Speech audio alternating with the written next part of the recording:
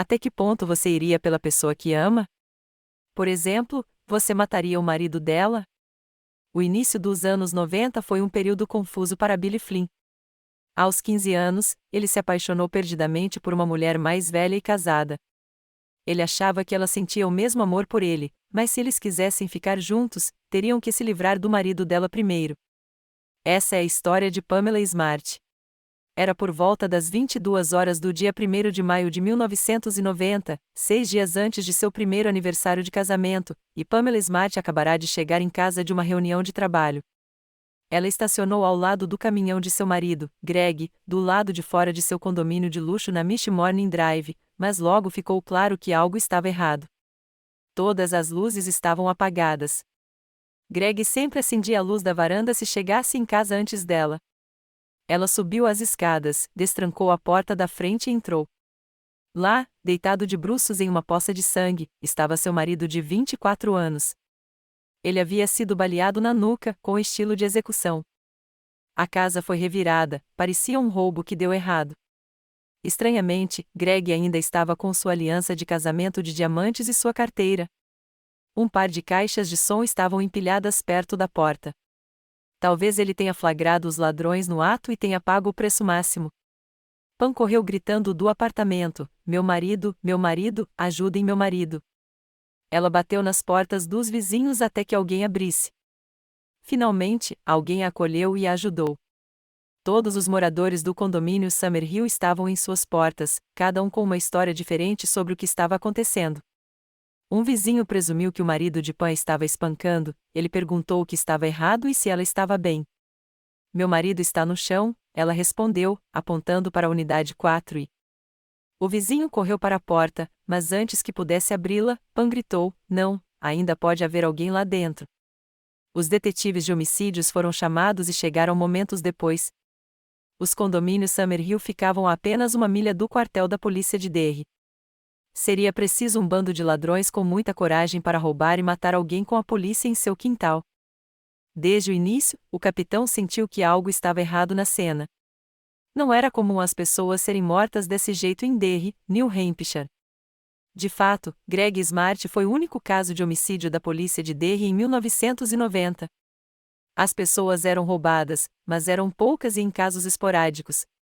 O assassino fez um bom trabalho ao tentar fazer parecer um roubo que deu errado, mas isso não foi suficiente para enganar o capitão da polícia de Derry. O apartamento dos Smart estava cheio de bandeiras vermelhas. Não havia sinais de arrombamento na porta. A área de Summerhill era densamente povoada, e mesmo um roubo noturno era extremamente arriscado. E o assassinato foi realizado no estilo de execução. Nada fazia sentido. Em sua experiência policial, os detetives sabiam que os ladrões não gostam de lutar com suas vítimas, raramente aparecem armados e quase nunca matam alguém. E quando o fazem, não é no estilo de execução. Quem matou Greg pensou que poderia forjar a cena do crime para enganar a polícia de Derry. De acordo com o FBI, pessoas que forjam cenas de crime geralmente as estragam.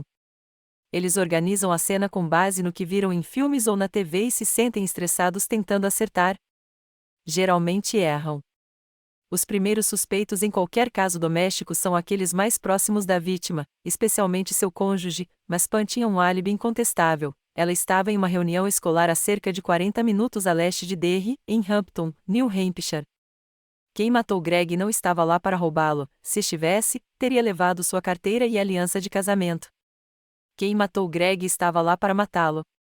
Para a polícia de Derry, a pergunta que não podia calar era: por quê?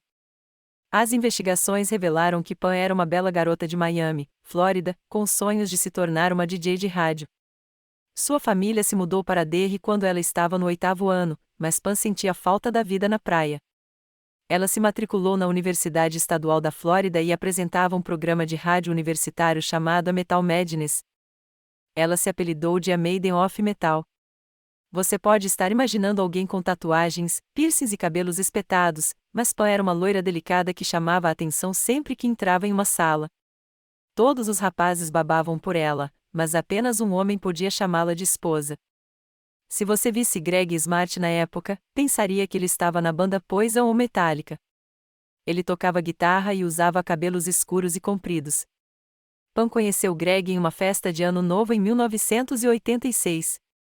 Eles se uniram por causa do amor pela música e heavy metal. Eles se casaram em 1989. Ela tinha 22 anos e ele, 24. Os amigos chamavam o relacionamento dos recém-casados de perfeito. Eles até tinham um cachorro adorável, um Shih Tzu chamado Halen em homenagem a Ed Van Halen. Menos de um ano depois de se casarem, mudaram-se para o complexo Summerhill em Derry e compraram os móveis mais caros disponíveis. A peça favorita de Pam era o sofá de couro branco deles. A fase da lua de mel acabou rapidamente. Greg queria colocar sua futura família à frente de suas aspirações musicais. Ele pendurou a guitarra e assumiu um emprego trabalhando para seu pai como vendedor de seguros. A mudança mais dramática ocorreu quando Greg cortou o cabelo. Embora Pam já estivesse começando a se sentir desiludida com a vida conjugal, foi Greg quem admitiu ter sido infiel quando seu primeiro aniversário de casamento se aproximava. Ele lhe disse que a traiu. Foi um tremendo choque para Pam. No seu tempo livre, Pam se voluntariava em um programa de conscientização sobre drogas chamado Projeto Autoestima. Todos os calouros eram obrigados a participar. Você pode imaginar o quão entediante isso devia parecer, mas Pam tornou tudo divertido. Ela era uma jovem mulher de 22 anos que adorava heavy metal. Em vez de palestrar sobre drogas, ela falava sobre conseguir passes de backstage e conhecer estrelas do rock. Um grupo de estudantes ajudava no projeto Autoestima. Entre eles estava Billy Flynn, um garoto de 15 anos que estava apaixonado por Pam. Quando ela foi apresentada ao grupo, Billy olhou para seu amigo Vance Latin e disse: "Estou apaixonado." Essas 3 pequenas palavras provariam ser o fim de todos eles. Pam e Billy se encontraram logo depois que Greg confessou seu caso. Ela se sentia mais confortável com os alunos do ensino médio do que em sua própria casa. Ela se encaixava com eles. Embora tivesse 22 anos, ela poderia facilmente passar por uma estudante do ensino médio.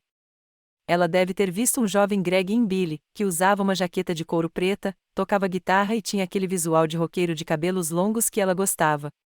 Pam também se tornou amiga de sua estagiária estudantil, Cecília Pierce, que queria ser jornalista. Ela era uma boa ouvinte que rapidamente se tornou a pseudoterapeuta de Pam. Se houvesse um problema na vida de Pam, Cecília saberia disso. Seu relacionamento tornou-se prioridade. As notas de Cecília caíram à medida que ela passava mais tempo com Pam. Havia 5 pessoas neste grupo de amigos improvável e um pouco assustador. Além de Pam, Billy e Cecília, havia os amigos de Billy, Vance Latin e Patrick Randall, mas todos o chamavam de Pat.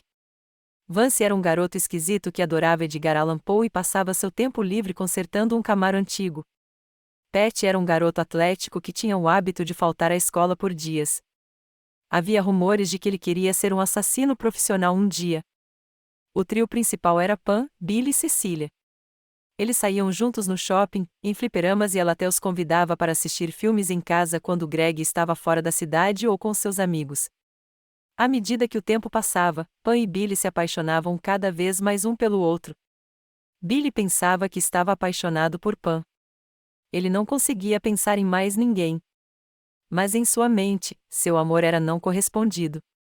Eles nunca ficariam juntos. Um dia, Pam perguntou a Billy se ele pensava nela quando ela não estava por perto. Claro, ele disse. Bem, eu penso em você o tempo todo, disse ela.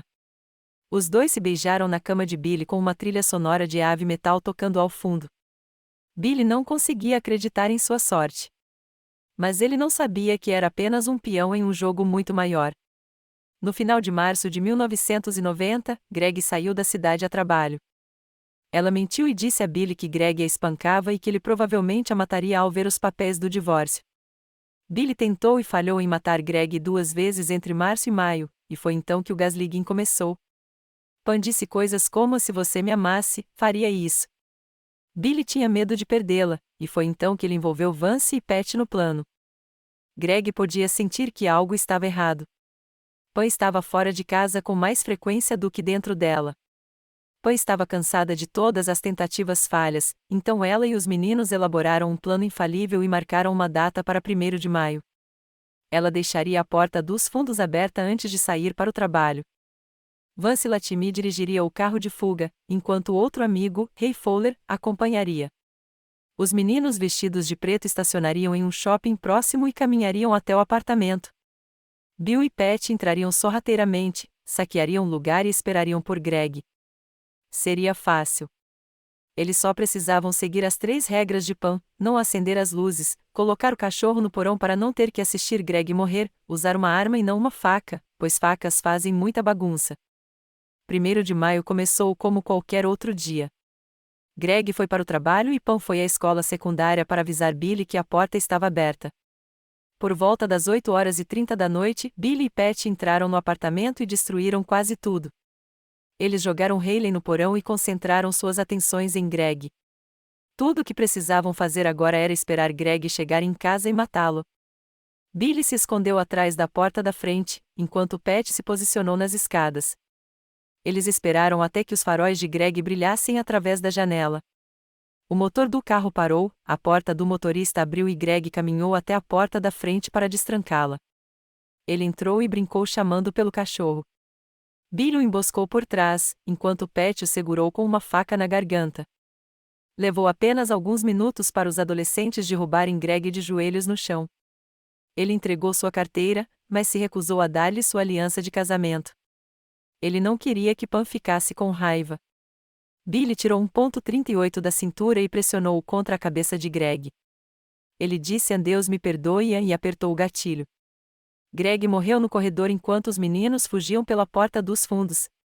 Eles correram de volta ao estacionamento, onde Vance e Ray estavam esperando no carro de fuga.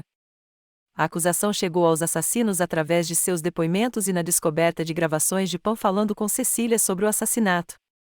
Mesmo assim, Pam não assumiu nenhuma responsabilidade pelo que aconteceu. Ela disse: "Se eu fosse culpada, teria me declarado culpada e feito um acordo como o resto deles." Ela afirmou que estava apenas fingindo quando falava com Cecília, que estava conduzindo sua própria investigação e fingindo saber o que aconteceu para que os adolescentes se abrissem. O júri levou 13 horas para considerar Pam culpada de assassinato em 1º grau. Ela foi condenada à prisão perpétua sem possibilidade de liberdade condicional. Ela sempre insistiu que não tinha nada a ver com o assassinato e que havia terminado com Billy muito antes de ele atirar no marido dela. Recentemente, em 2019, ela disse ao Washington Post que Billy entendeu completamente tudo errado. Ela disse que tinha dito a ele: "Não posso fazer isso porque tenho um marido." Se ele interpretou isso como ele nunca poderia tê-la enquanto Greg estivesse por perto, isso era algo que estava em sua cabeça. A questão é que ela não se considera responsável pelo que Billy fez. A foto de Greg ainda está na cela dela e, por anos, ela insistiu em usar sua aliança de casamento. Hoje, Pam está na penitenciária feminina de Bedford Hills, no estado de Nova York, que é de segurança média. Ela tem se mantido ocupada atrás das grades, tendo conquistado 2 mestrados, um em literatura inglesa, outro em ciência do direito, e um doutorado. Ela trabalha como conselheira de HIV para detentas.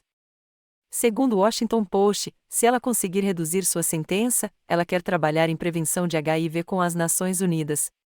Quanto aos outros envolvidos, Billy Flynn recebeu 40 anos de prisão, mas só cumpriu um pouco mais da metade. Ele saiu da prisão em 2015. A última notícia que se tem dele é que ele vive em uma casa bonita em Maine com a esposa, com quem se casou enquanto ainda estava preso.